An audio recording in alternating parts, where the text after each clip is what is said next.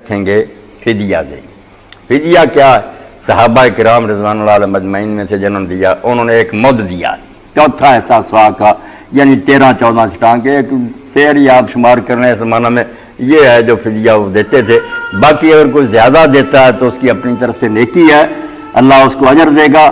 حضرت انس رضی اللہ عنہ جب بوڑھے ہو گئے تو وہ صرف اتنا فدیہ دیتے تھے کہ ایک مد، چوتھا حصہ سوا کا جو ہے وہ اللہ کی راہ میں دے دیتے تھے۔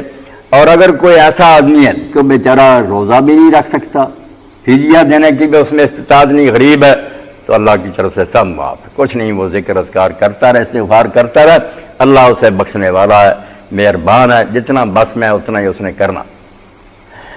روزہ رکھا ہوا ہے، اس